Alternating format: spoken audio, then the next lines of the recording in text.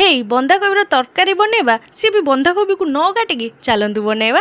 तो बंधाकोबीर पत्र गुड़ी को गोटा गोटा करके अलग करनबा आ से सब को गोटे मिनिट पर्यंत सिझे नबा। देखंतु केमती ट्रांसपेरेंट हो जाय। खाली बंधाकोबी पत्र को तो चोबई पारिबान ना, तो ता भितर फिलिंग देवा पई गोटे घोल बनै नबा। एटा होची बेसन रो घोल, ताकू एमती भितर भल भाबरे स्प्रेड करके मोड़ीकी गोटे पैकेट भलिया बनै नबा। आ जदि आपनक पाखरे स्टीमर अछि स्टीमर रे करंतु, नहले एमती इडली छांचरे रखिकी स्टीम कर परिबा। आ से सब भल भाबरे स्टीम हे गला परे गोटे कड़ाई नै जिबा। कड़ाई रे 2 चामच तेल नै जिबा। आ तेल गरम होला परे अल्प टिके हळदी गुंड सहित गोटे चामच लंका गुंड नै जिबा। आ अदा रसुण टमाटो पियाज रो पेस्ट को एथरे देकी भल भाबरे मसला कसी नबा। भल भाबरे मसला हे गला परे सेथरे ग्रेवी अनुसार पानी नै जिबा। आ भल भाबरे ग्रेवी फुटी आसला परे सेथरे नै जिबा स्टीम करके रखिथिबा गोटा बंधाकोबी पत्र। देखो स्टीम है पूरा चिकेन पीस भाया हो जाए। ऊपर टिके धनिया पत्र देकिना भल भाबरे कुक करनबा।